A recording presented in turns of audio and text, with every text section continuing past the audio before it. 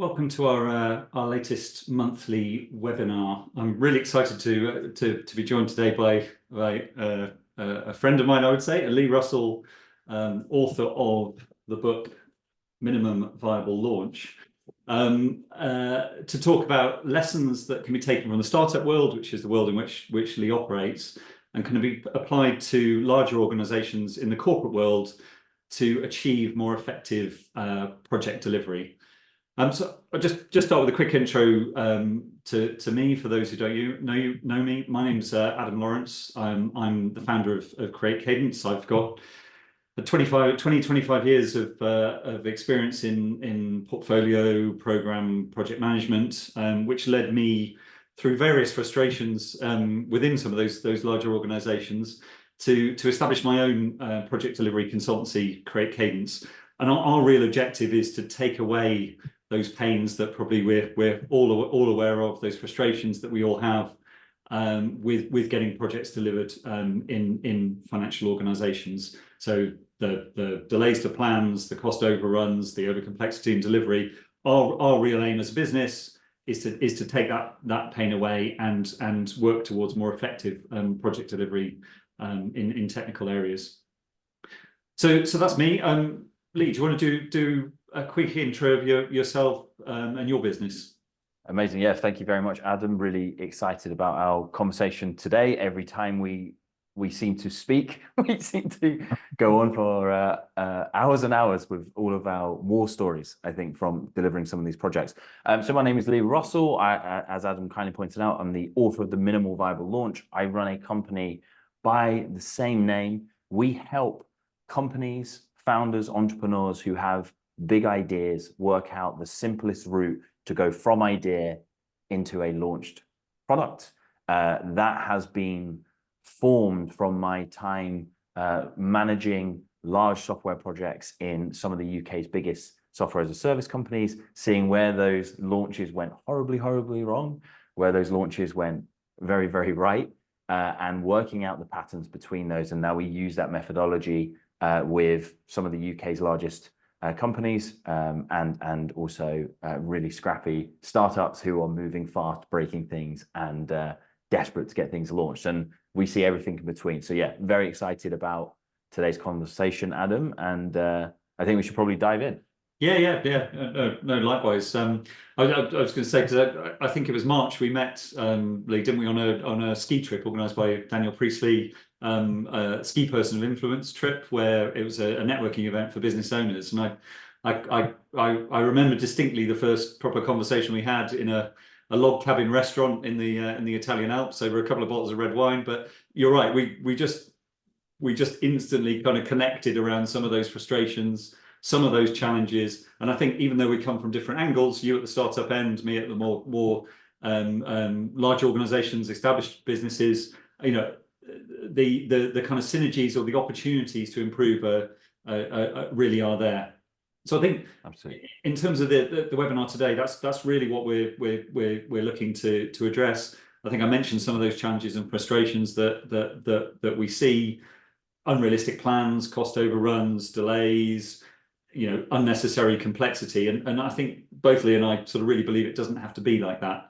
There are other ways of looking to deliver projects in a more effective and an efficient way. Before we sort of get into some questions for Lee about all of that, I just wanted to share with you some data that we've collected from our project diagnostic tool. So this is an online assessment that we've created. It's a free tool available for anybody to use to really put in some key information, answer some key questions, to think about the structuring of their projects, their transformation programs, to give people a good idea of where they might be facing challenges and how they might address those challenges. But we've had this tool going for a couple of months now, and we've started to collect some really interesting data from it, which I think Lee, will be quite interesting to you, and I think some of your questions are probably going to address some of this. The three areas that I picked out from the tool, or the three bits of data that I picked out that I think are particularly relevant today, I'll just go through them one by one. So 76% of the people who've put in an assessment and come back to us so far are kind of saying within their organizations that their teams don't have a safe environment to experiment, fix, and fail. And I'm sure you're going to be telling us experiment, fixing, and failing is what startups do. That's how they operate. So I kind of think that's really a really interesting stat to start with, that shows a kind of difference and shows where there might be some challenges within larger organizations. Adaptability, I think, is another key element that's really important. And nobody who's completed our assessment has said they can adapt to challenges and changes within their program without tension. But 12% of respondents are saying it causes high levels of stress, high levels of frustration within their organization. And then finally, only 12% of the respondents on the assessment to date have said that they feel their team could confidently understand the organization, its customers, and the technology within their business. So I guess we can do the maths. That means 88% of people are saying their teams don't have that kind of real understanding. And I know from having read your book, getting to the heart of the problems you're trying to solve is kind of one of the real key kind of elements. So I think if we have some of those things in mind, we can address them as we're going through. We should address all three of those because I think in a lot of the work that we do, if you cannot feel safe to fail, you will not innovate and you will deliver nothing usually, or nothing good. If you cannot understand the organization, the process, the end customer, and how that all links together, that is a really hard place to be for any project, and probably makes your project much more complex than it needs to be, which I think we've talked about complexity before, Adam, right? Which is this is a complete anathema to delivery, right? Complexity is the exact opposite of what you want within any project. Absolutely. So I'm going to kick off my sort of questions to you, Lee. Just think about your book. You start your book with the story of two startup founders who take very different approaches, very different directions in terms of how they develop their products, launch their business. And I think that in those two stories, I think is the heart of what of the message that you're trying to get across. I wonder if you just start by just perhaps giving us an overview of those stories and what they might tell us about how to launch a business or how to effectively deliver a project. Absolutely. So yeah, this is one of those kind of business fable-esque stories, right? Some of my favorite business books I've ever read, like Built to Sell, exists in this format. So I wanted to have a go at writing in that format myself. But it's there to illustrate one core point, right? On one hand, you have a founder who has a strong vision and an undying belief that they have all of the answers internally to deliver something that will change the world, change their business, change their fortunes. And on the other hand, you have a founder who is much less certain about what it is that they are doing. And they listen intently and focus on a problem, not their specific solution to a problem. And they deepen their understanding around that problem. And in doing so, they find the laser focused way to launch. They find the way to deliver something that can start to build momentum.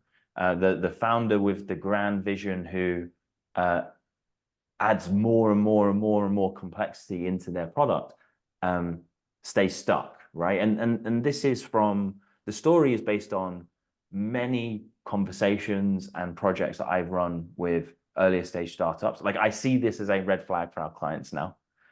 Whenever someone tries to work with us, there's a little assessment that they take.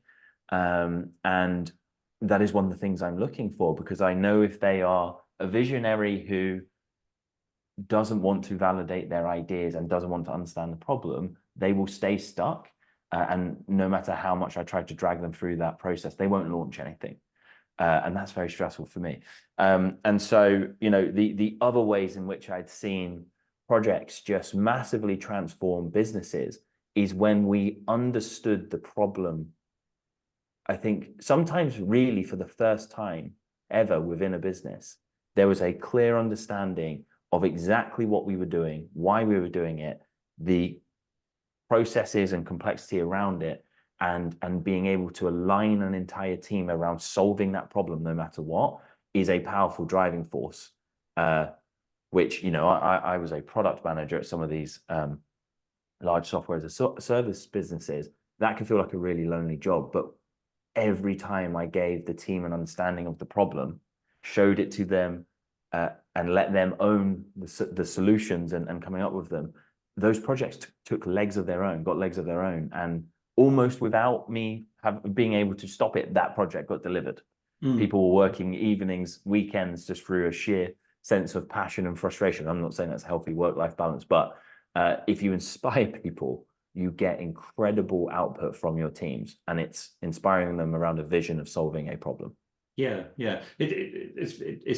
As these things often do, it twigged a thought with me, which I'll come to in a minute. I forgot to mention up front.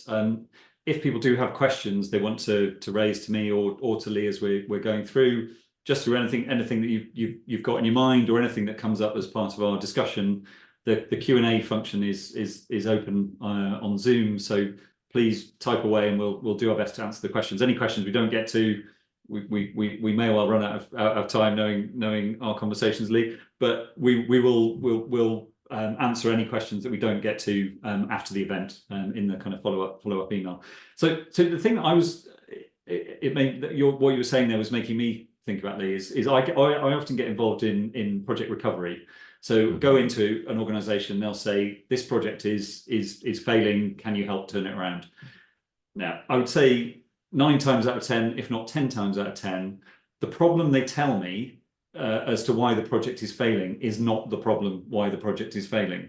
But often there will be people within the organization or the teams that will know what the problem is. So whenever I go in and do that, the first thing I do is politely ignore what I'm being told and go in and start digging in and finding out what is actually going on and what the actual problem is. And I guess the reason I was drawing the parallel there was, I think what you're kind of saying is the danger. The founder, I think, that gets it wrong is the founder that thinks, I know the answer, I know how to do this, I know what I'm doing. The one who gets it right is the one, I'm going to find out, and then I'm going to test it, and I'm going to iterate it, and I'm going to build from there and keep asking questions as I'm kind of going. And I think, as I say, I think my parallel is that one of, yeah, we know what the problem is, just go and fix this, but it's not the problem. You need to go and find out what the problem is. You need to work it out and test things, learn from it, fail probably again, but get it right through that way.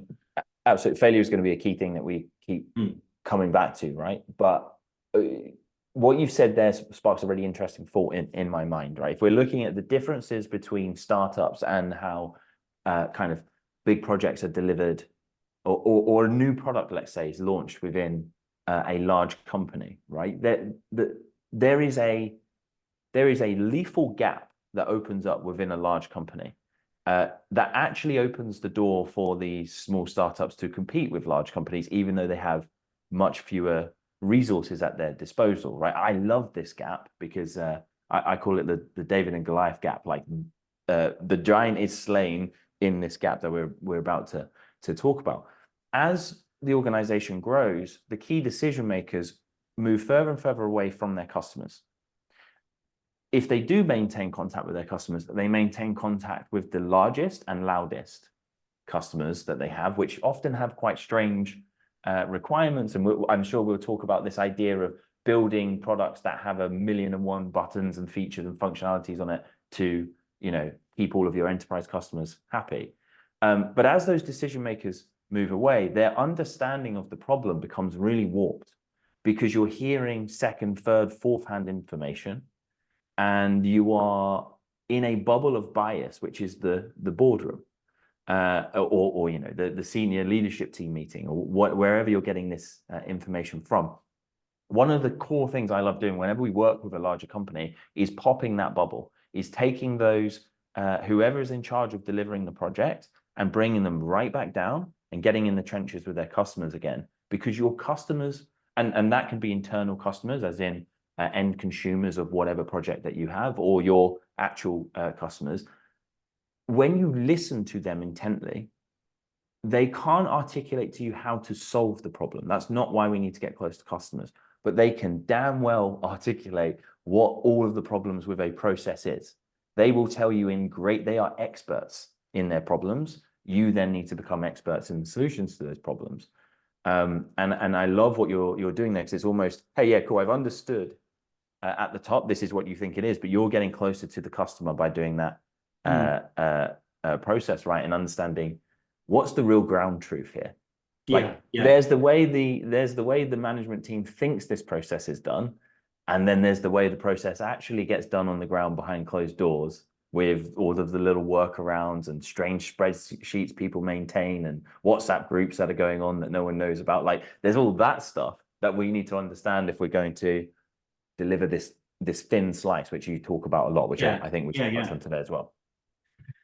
Yeah, the bubble of bias. That's another one. That's what I'm going to steal as well. Like, no, I like that, because it does feel to me when you look at a transformation program, there's often a story gets told. I mean, most often in transformation programs, the story is we can't scale our business because we've got this old tech that doesn't allow us to, or it's expensive for us to keep scaling, or it's not stable, it's not supported.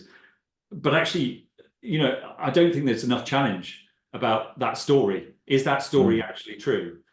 Will moving to something else actually solve your problem, or are you just heading down a path of a lot of trouble? But once those stories get embedded, it kind of they almost can't be challenged. So I like that idea of the bubble of bias and popping it to just really try and dig down into, is this story actually true?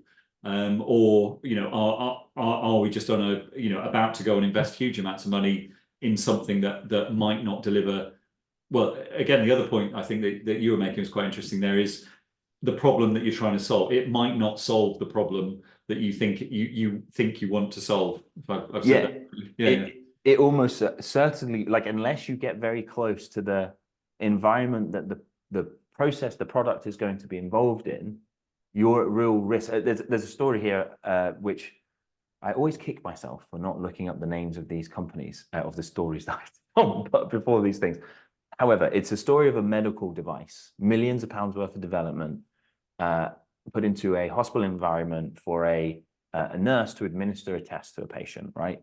And they designed a new device. It's two-handed. It's got all the mod cons. It's better. It's faster. It's cheaper for the procurement team to get in. They think they've done a really good job. They send it, but the feedback from the hospitals that are using this is, no one's using the new tool. They've all gone back to the old tool, because this is a thing that happens in these large processes, right? You do something new and the culture shifts back to the old, because the old at least kind of worked, right? Even if there is problems with it. And so they send a research team on site to watch people using this device, and they realized their £1 million mistake, which was this process that is being delivered by the nurse to the patient is incredibly painful. The patient is in pain. The nurse uses one hand to hold the patient's hand. The old device was one-handed and could be operated via one hand, and so that process could go on. The new device required two hands, which meant they couldn't comfort the patient, and they chose the comfort of the patient over the new process, right? And so the moral of the story, if there is a moral, the meaning of that story is, you have to understand the environment you're going to put something into. Because what people say they will do, or they do, and what they actually do day to day are two vastly different things. And your point about popping this bubble of bias, the best way to do it is if you try to tell those senior stakeholders, hey, actually, we've learned some different things by talking to people, you'll find a real tough wall of resistance to that. And I found the best way to get them over that resistance and actually pop the bubble is, like, once you show me something in my very own eyes, it's very hard for me to go back to my old beliefs. And so bringing those stakeholders into those conversations, even if for a short while, and visually showing them the problem, here's where the process breaks down, and it's because of these reasons. And it's not me saying it, it's these 5 people. It's validated, at some sort of scale. Once you do that, you almost can't help but change the business, because they cannot continue on in this state of denial that actually everything will be okay in this project delivery that we're trying to deliver. So I think it is a really important point, and something we do in all of our projects is we bring the stakeholders in to interact with those who are going to consume the service, process, product, whatever, so that they can understand where the gaps lie, and then they give us the power to go and design the solution to that. Yeah, yeah. I mean, because in your book you're talking a lot about customers,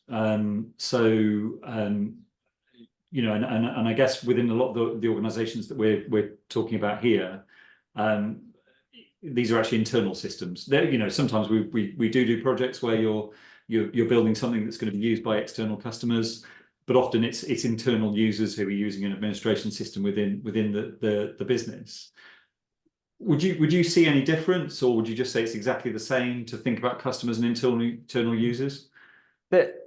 I mean, there are some differences, right? Mainly, I love it when it's internal people because they're on the payroll. We can force them to talk to us, right? Sometimes there is an excuse that, oh, we can't talk to customers because they won't give us any time, right? And if that is said, you know, the pushback to it is, well, we're not solving a painful enough problem then. People love talking about their problems. It's their favorite subject, right? Internally, I think the difference is sometimes the profit motive to do something can be a bit fuzzy. So we have to link all of this change back to actual business change, profit and loss, you know, the results that we're going to get for the system. We've got to engage them emotionally and logically with any change that we're trying to drive through into a process, because the change is going to be painful. Doesn't matter how well you design it, how much better it is. We call it the inertia tax, which is in adopting anything new, it requires personal change, even from a habit standpoint of, I used to click up here and now it's down here, whatever it is, right? And so to go through that change, we have to engage those people on multiple levels, logically and emotionally, for them to go through that pain and for them to see the reasons for the change. And I think it is very difficult to deliver successful projects without undergoing a culture change within the business as well. And I do think that is a point that is ignored a lot. It's kind of, you sweep in, you rip everything up, and everyone who was involved in the process, especially if they haven't had that engagement, feels like their voice hasn't been heard. They feel left out in the cold, and they resist you with every tooth and nail that they can. And that makes your life a nightmare as someone trying to drive change within a business. Yeah, yeah. You know, one of the big topics in the book that you write about is creating a vision. You know, and I can imagine in a small startup organization, it's quite easy to get, well, not easy. There's work to do, but you get everyone lined up into that vision. Within a larger organization with a big transformation program, you know, it is more challenging, I think. But I still think it's something that's important and should be done, because for that reason that you're talking about there, you know, if people don't understand why you're making these changes, or you know how it's going to benefit them, then it's very hard to start that engagement process, I think. But I don't know. It's worth talking a bit about your kind of thoughts on developing a vision. Yeah, but because I think this is step number one. The vision drives everything, and there is a reason.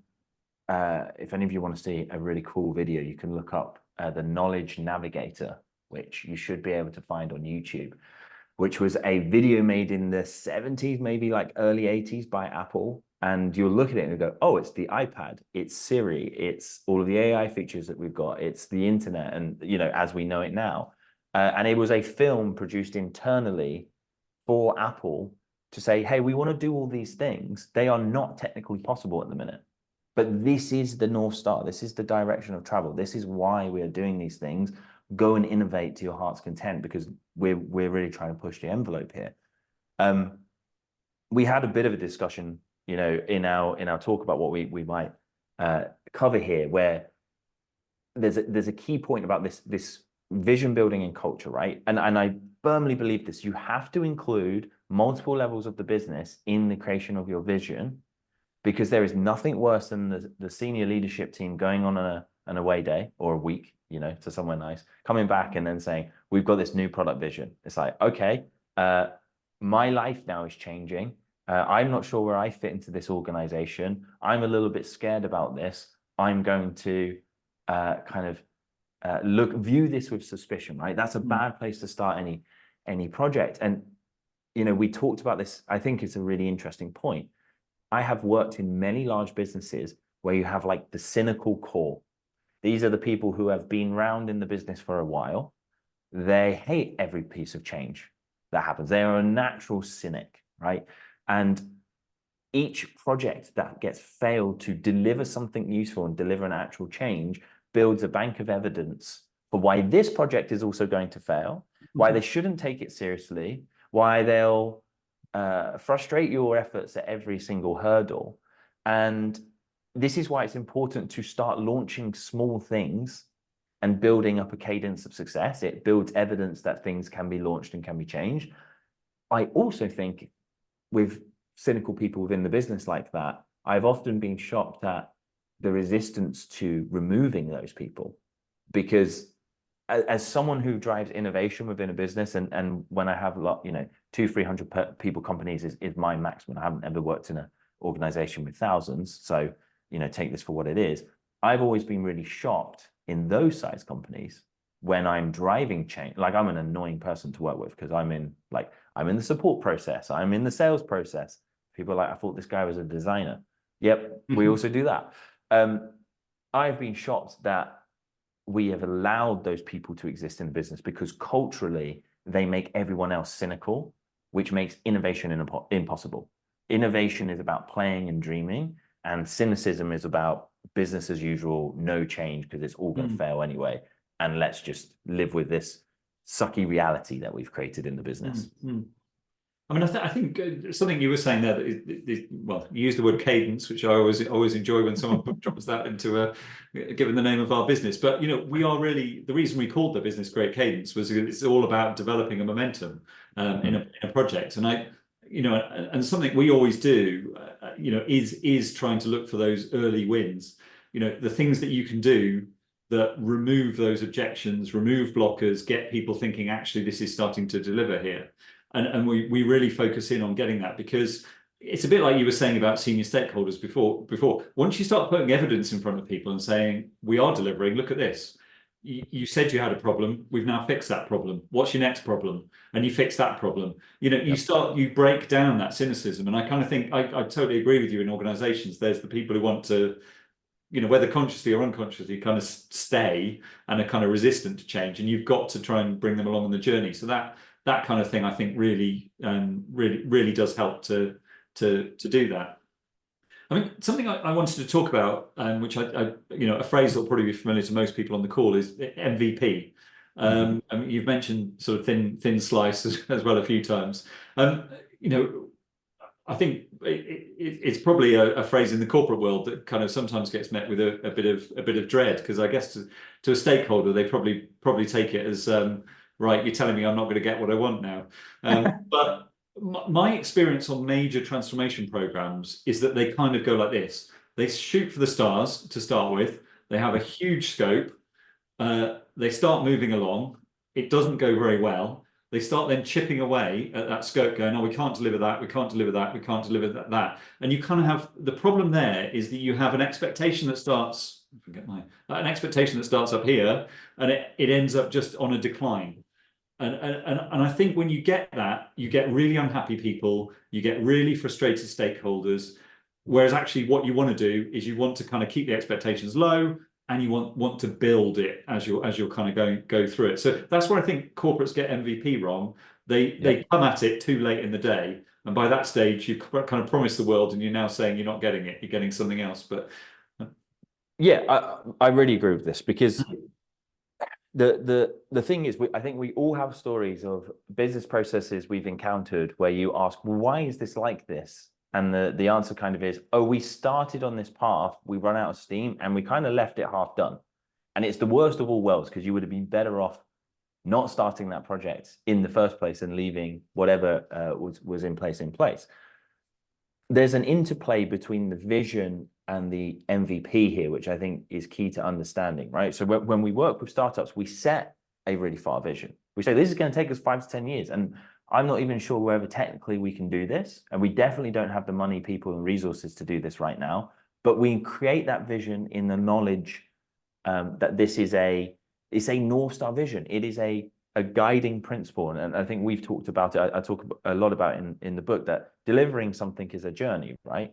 And the further your vision is out, it's the more fuzzy the maps become, where you get to this point where it's like, here be monsters on the map, right? You don't know what's there because you haven't started on the journey, but you need to be able to make sure that on that journey, you are delivering whole, fully complete solutions. Now, how does that work with an MVP? Because I think, as you say, people think MVP just means chop down to size, and it kind of does everything badly, or it doesn't really do anything. That's not the point. There is a great graphic that I encourage everyone to look up. If you just search, I think it's like the wrong way to do MVPs. On the top half of the graphic, it's a car, right? The product that is trying to be built is a car. Its purpose, the problem it solves, is to get people from A to B, right? And again, this comes back to the problem being the actual thing we need to understand above all else, because it allows us to do MVPs properly. The top graphic has, oh, we build the MVP. That's the wheel. It's just a singular wheel, and it's got a really unhappy customer face. What can I do with a wheel? It doesn't get me from A to B. It's a wheel. Maybe I can roll it down the hill. I don't know. Nothing really useful. Then we have a wheel and a car chassis. Still doesn't really do anything. Then we put the engine in, but it's okay now, but then we need a roof. Then we end up with a car, right? And only at that last stage do we have something that's useful. That's a bad way to go, because at every single point, you're building that cynicism back up within the business of, oh, look, we launched something and it's rubbish. Oh, look, this project is doomed to fail. Instead, the right way to do MVPs is more akin to, we know what the problem is, getting from A to B. So the first product we're going to build is a skateboard, right? It sucks. It takes a long time. You can't take your family on a shopping trip in it, but it does enable you to get from A to B faster. Okay, then we build a scooter, then we build a motorbike, then we build a bad family car, then we build a Ferrari. And at each moment in that project delivery cadence, right, you are building something that is wholly and fully complete and achieves the only objective of anything we ever build or launch, which is to understand the problem, understand people's obstacles in the way of achieving the outcome of solving that problem, and build something that enables them to do it. And sometimes that could be a spreadsheet. Your MVP can be a spreadsheet, right? It can say, hey, actually, we're going to build a template in the spreadsheet, and it's going to prove out all of the logic, the business logic within this spreadsheet. And if this works, then we might put a front end on it on a web interface and the login, and put some more security around it, whatever it is. But it solves the problem at every journey. I think startups get this bet right more often because they have to deliver something that works. The MVP stands for minimum viable product. It has to be viable. And if it's not viable, you just have a minimum product, which, well, I would say it's not even a product at that point. It's just an experiment, right? A proof of concept that didn't work. So yeah, I think this is a real key thing, is that businesses should understand if the vision is a total transformation, right? The word digital transformation does send shivers down my spine, I think, as I've said multiple times. But like, if the vision is a total transformation, you probably have a series of MVPs within that transformation. You pick one problem at a time and you solve that wholly and fully. And maybe the solution requires a lot of time and effort from the person who is going through it. But I love this saying, right, that we throw around a lot in our business, which is, if your product is great, it doesn't need to be good, right? And that is to say, if you are solving a really painful problem, you don't need all of the bells and whistles. People will just use it, right? And then you can build out the well-rounded, nice to use process or product as you go. But you start just by solving it in the most direct way that you can. Yeah. And I think this comes back to your point of the thin slice, which is deliver something. Yeah. I mean, we've got a kind of example of a client of ours a couple of years ago that we did some work with, that we're kind of saying that they needed a full data warehouse solution. And I think actually another consultancy had quoted for that. But we kind of went in and went, well, what's actually your problem? Oh, we need to produce some reports for our clients. Okay, well, let's produce you some reports for your clients. We could do that for not a great deal of money, solve that problem, and then we can spend the time thinking about what you actually need then in terms of a kind of more full solution, rather than going, here we go, here's a full data warehouse solution that's going to take 2 years to build. And we're not even sure if it'll solve the problem at the end of it. It's a much more effective, efficient way of looking at things. Yeah, constantly deliver value for the end consumer. This is how you build confidence in their minds that the change is actually happening and this thing actually might be a reality. And you know, I think we'd all admit, if we had pure alignment within a business behind a project, that is much easier when there is little alignment and a lot of resistance, because you need a lot more kind of force to deliver that project when there is resistance. And this comes back to a very key point, which startups do inherently because they have to, right? Startups are looking for differentiation a lot of time with their products. So they question the assumptions around something. They say, why do cars need to run on gasoline? Is that an actual requirement, or could they be battery cars? Could we just do it with electricity, right? They'll ask that question, but a company who's producing hundreds of millions of, maybe not hundreds, millions of cars, right? They don't really ask that question because it's business as usual. So as you understand the problem better, it gives you the ammo to question the assumptions. And there is an incredible video of Elon Musk online being interviewed by a guy called the Everyday Astronaut about the engineering process at SpaceX, right? Incredible company doing things that people thought were utterly impossible. And they have these 5 stages of engineering. The first one is question the requirements because they are almost certainly wrong. And you did that right there. You don't need a data warehousing solution. You've told me that's a requirement. That's not a requirement. That's a solution that might be the solution to your problem. Yes. Yeah, the requirement is someone needs some data, probably to do something else, right? So we have this report, and so that's the problem. How do we get them the data so they can do the thing they need to do? It might be a report, it might not be a report, but it certainly is a much simpler problem to solve. And the more you question the assumptions within any project you go on, the benefit you get out of this is it becomes simpler, smaller, and less costly to deliver. I've never done serious design work. Like, design work is the process of questioning assumptions, getting to know the problem, and designing the solution once we have that understanding, right? I've never been brought into a business to do that and gone, do you know what, guys? You actually need to triple your budget. It needs to take twice as long. And you know, it's going to be much more complex. It is always the opposite. And any fool can make something complex. It takes a true genius to make something simple. And I would change that slightly to say, anyone who understands the true problem can create a simple solution to it. Yeah. No, absolutely agree. I'm just going to dip to a question actually, because I'm conscious of the time. Because this is something I know we've spoken about before, Lee, and it's definitely on my kind of radar. It's about methodology. So we haven't touched on methodologies at the moment. It's about agile, because it sounds very much like what you're talking about is agility. Now, I guess my view, in project management circles, which I'm sure I'm sure you don't probably mix in. I'm sure most of actually the stakeholders that we work in don't mix in. There's always this raging debate about methodologies and is agile dead? Does agile deliver? Is waterfall the way to go? And I guess the approach I take with our clients is I never talk to them about methodologies. The reason is because a CEO of a business doesn't give a stuff whether you're doing it agile or waterfall. They just want their thing. Yes. And actually, if you go and start talking to them about Scrum, about this, that, and the other, you just see their eyes glaze over within 2 minutes, and you've lost them. They actually just want to know what problems they can help you with, and when they're going to get their thing sort of delivered. Now, I'd be really interested, and I guess this is what the question's about, is kind of what's your view on methodologies? How do you approach work with within the startup world?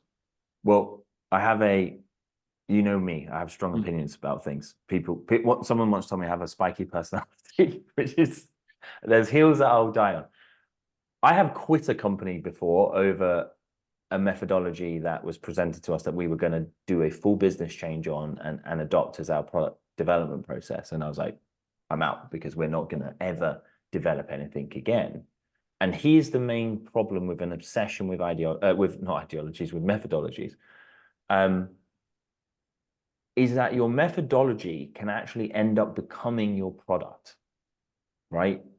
When I hear the words like ceremonies within Scrum, let's say, I think, what happened? Like, this sounds a bit cult-like, if I'm honest. Why do we have ceremonies within a business? That doesn't seem useful. And we spend more time making documentation, checking requirements, checking with people in the business than we do understanding the problem and creating small, self-contained solutions to that, right?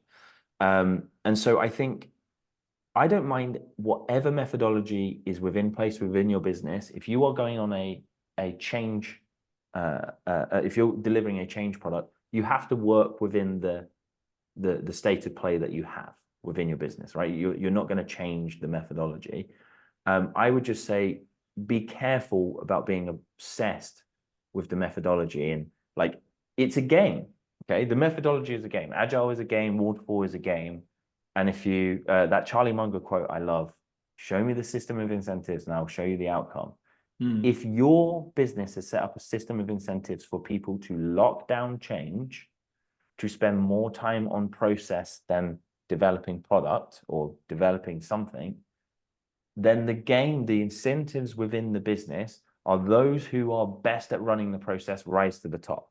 So everyone becomes obsessed with the process and not with the real thing, which is delivering something somehow that changes the business, changes the customer experience, improves the process. All that matters is the pace of innovation within a business. I firmly believe that. Yeah. So just to sort of summarize that, so you're not saying I know you've got strong views, but you're not kind of anti-methodologies. There needs to be some form of structure and way of working that's agreed between the teams, but it shouldn't become, I think your quote, which I really liked, was the process shouldn't become the product. The product is the product, and you've got to focus on getting the product delivered, not spending all your time on the process. Yeah, being realistic, I'm not a total anarchist in that, hey, a business should have no processes and rules, and it should be this free-flowing thing internally. Like, I think there are companies that exist in those kind of states. I think it is very difficult. Like Tesla employs you for a position. They don't care whether you work in that position or not, right? You have a project that you drive change with. If you're doing that, you change departments, you do whatever you need to do to get it done. It's a fascinating, there's a guy called Joe Justice who helped Tesla implement their agile methodology. He has some fascinating interviews on what actually goes on in that company. It's incredible. Agile can deliver incredible things. But Agile wasn't supposed to be, if you read the original kind of Agile manifesto, it wasn't supposed to be this heavy process-driven thing. It's just enough process to make sure that you can deliver something without everything being really stressful and chaos. But if you're many meetings I've been in, I've wished for this magic timer that would just tick up for all of our hourly rates and just be like, by the way, this meeting just cost us, £10,000, if not more. I had a CEO who was obsessed with the minute details of some of our product innovations we were making, and I would have review sessions with him, and I used to think, this guy's on like 10 million a year. I wonder what this meeting cost, because this was 2 hours of his time, which I'm flattered that he would spend 2 hours with me, but I'm not sure that the profit and loss statement is going to look healthier for it. I like that. So if just as a kind of, we've got 15 minutes left, just if anyone does have any more questions they want us to raise, we probably won't get time to get to them, but we can, as I say, we can pick them up as part of the wrap up after this. So we did have a comment in the chat just about input from end users from the start. otherwise your end product's not going to be viable. End users are often senior stakeholders, and decision makers can sometimes forget that within a transformation program, which is certainly something I've seen. It's so important, and Yeah. I suppose if you do find yourself on a project that alignment hasn't been built, I would encourage you to take the brave step to build alignment in any way you can, because when there isn't alignment, like everything else just it radiates out from that as being more difficult. And I know it can feel horrible to be the one in the business to say, hey, I actually think we just need to get back in alignment with each other, check what expectations are, check what you need out of this, check the direction of travel. That can feel uncomfortable because it can feel like you're the one dragging your feet, and no one, everyone wants to go.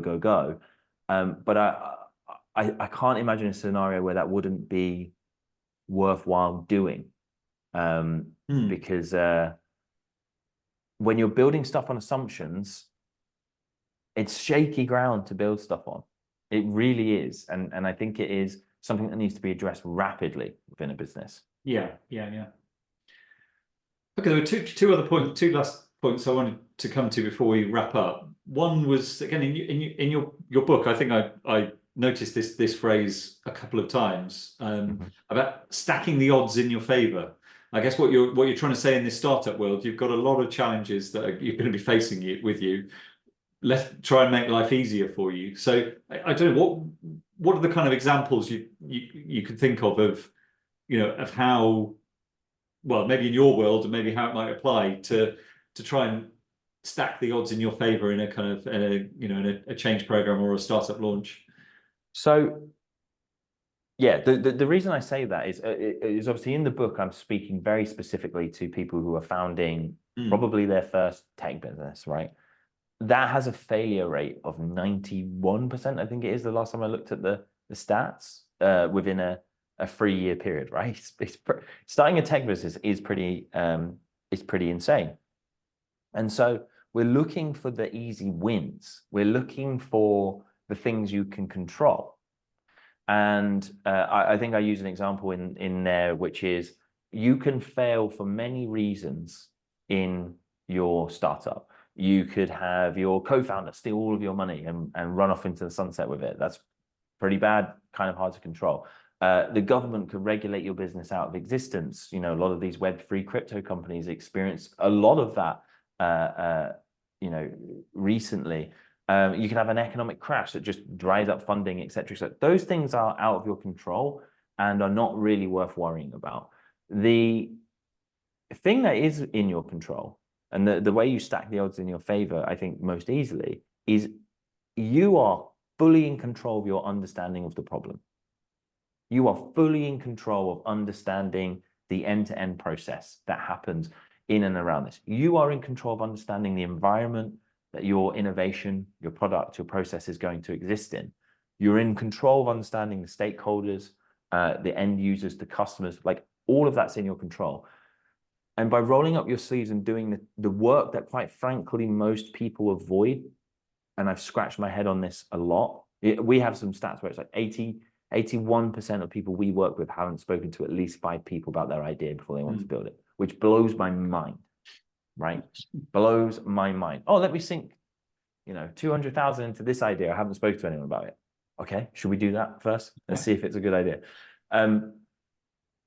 By focusing on what you can control and deepening your understanding, you are able to stack the odds in your favor, because you will have a better chance at kind of threading the needle and building the right thing. And in the startup world, we're looking at this from a lens of bets, right? You're going to make a bet, you're going to be wrong, you're going to make more bets. Let's make sure we have kind of powder dry that we can keep making these innovations. I think internally at bigger companies, it's focusing on the things you control and understanding, building alignment, creating a strong vision, and then choosing the easiest fights to win at first, to create the cadence, as you say, to deliver the thin slice. Because I doubt there is any digital transformation project that's ever been taken on which tried to do everything all at once and was successful. Yeah. It is a process that happens over time, and pick the easiest battles first, because in those fights you gain experience as well, right?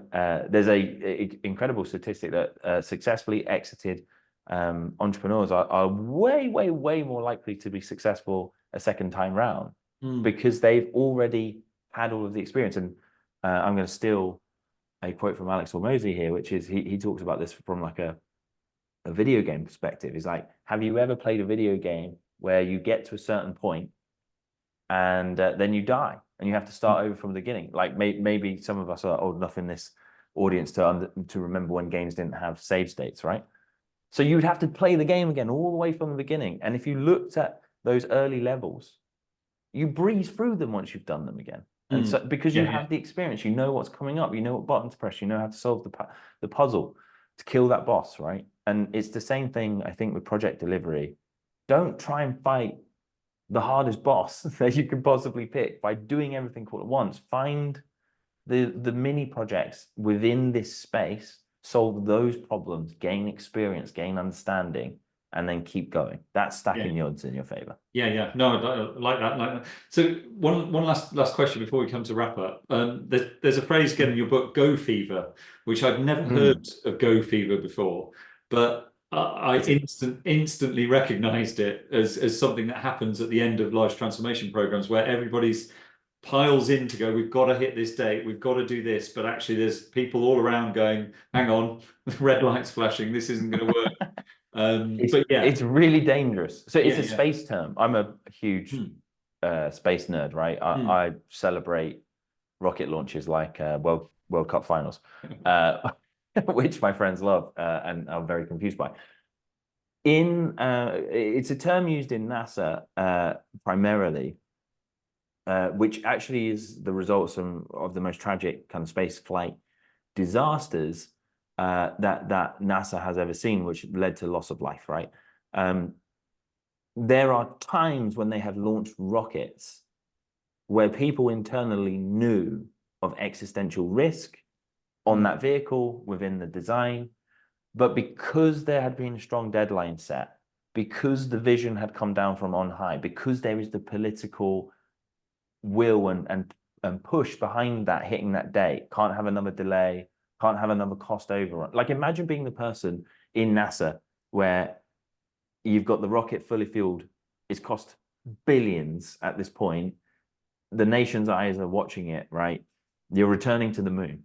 There's the red flashing light that goes, that valve is actually reading as like a critical error. And you have to be brave enough to be able to say, hey, by the way, like cancel the whole thing.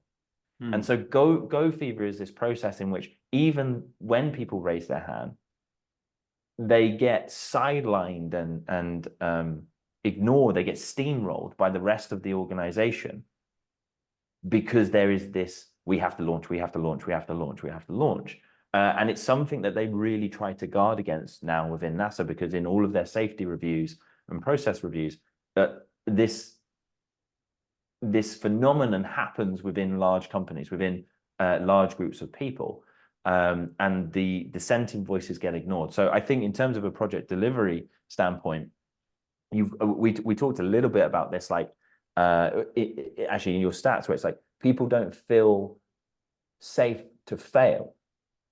Well, if they don't feel safe to fail, they also probably don't feel safe enough to raise genuine risks at a level that could be listened to. Like, again, I'm a very strange person.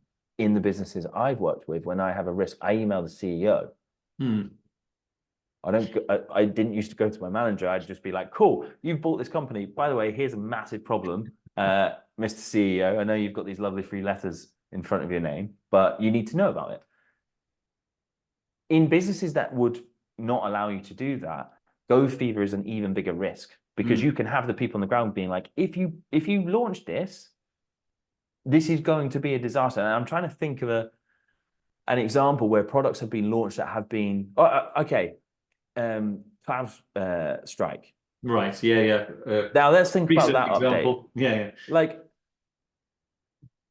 why didn't they have a testing rollout scheme for their, Mm, like, why did that go wide in one fell mm, swoop? And because that can't be the way they usually launch software. mm. And now I don't know this. I don't know enough of the details, but I wonder if there was a serious amount of pressure to get an update out, which meant it skipped normal testing processes, which meant, well, who knows what's going to happen to that company now. So you have to guard against go fever. Yeah. Listen to the little dissenting voices. You may still choose to ignore them and override them, but you should stop and listen and say, is this a real fear? Is there data behind this? Or is it let's pause. Yeah. So I'm sort of taking two lessons from that. One is more at the project management end of it. It's about being brave and kind of calling these things out. At the top end, the senior management end, it's about having a culture where people feel able to raise these things and you're willing to listen to them. As the two angles of that. Yeah, because I really struggle with like culture in businesses that crush that dissent out of them. Mm. Because those problems still exist. Whether you like to hear them or not, Yes, those problems yes, still right. exist, right? Yes. They're there. And so if you crush those people who are raising risks too often, you end up, it's kind of like you look at like dictators who end up making insane decisions. And what happens is they crush all of the dissenters. So all of the real data from the front line of the war they're in or whatever stops being fed back to the central decision-making system, right? And everyone in there is now a yes person who's trying to make their particular area look incredibly good. So the dictator then exists in a fake reality. Mm. So you look at them and go, how did they make that decision? That was insane. Well, because their reality told them the parameters of that decision were completely different. And so don't do that. You should always encourage people to be able to speak freely and openly. And it's very hard because not everyone is a person like me. You know, I had an argument with that same CEO on a call with 200 people because there was something wrong with a product vision that we had, right? Most people won't do that. And so, but it does get said in whispers. It does get said in the WhatsApp chats and the chats around the water cooler at lunchtime or whatever. And if you listen, actually you can find incredible sources of innovation for your business as well. This stuff is gold dust, but people need to be able to voice it. And I do think it's an important point. Lee, as predicted, we're about to run out of time here, but just a quick 30 seconds. If you were to kind of take three top takeaways that people in larger organizations in the corporate world could learn from the startup world, as I say, 30 seconds. So I think it is create a culture where things are launched in a consistent cadence, small things leading to big things. Creating a culture in which there isn't a fear of failure. People don't get fired for launching stuff and failing. They're able to raise risks with you. They're able to voice true opinions. They're able to participate in the creation of this vision, right? Knock out the structure that prevents that anywhere you see it forming. And the third thing we didn't really touch, but is if you are feeling like, hey, I want to start launching products like a startup, but our business is way too big, it would never ever work. The best thing I've ever been involved in is I used to run global hackathons for, we had engineering teams in Australia, the UK, and the US, massive company. And we used to run 4 days where everyone could submit ideas, form little teams, and run self-contained experiments that never ever touched a customer base, but we just solved the problems that were driving them crazy. We paired engineers with salespeople, with marketing, and it was a competition. Everyone presented their ideas at the end of it. The innovation and projects that came out of those 4 days when we run them blew my mind. And it was just because we removed all process and let people play, not kind of look at a 100-page requirements document and say, hey, make sure you hit all of these points. Fantastic. Thank you. Thank you very much you, for that. No, as ever, fascinating to talk to you. There's kind of lots that I kind of picked up and learned from this, some new phrases, some new approaches and ideas, and yeah, maybe we'll do part two to try to I would love that. I dig would into love some that. of those other things at some point. So yes, hope that everyone on the call, hopefully it's been as interesting for you as it has for me. Yeah, thank you very much, Lee, and hopefully catch Thank up you. again soon. And thanks to everyone on the call. Thank you, everyone. Bye.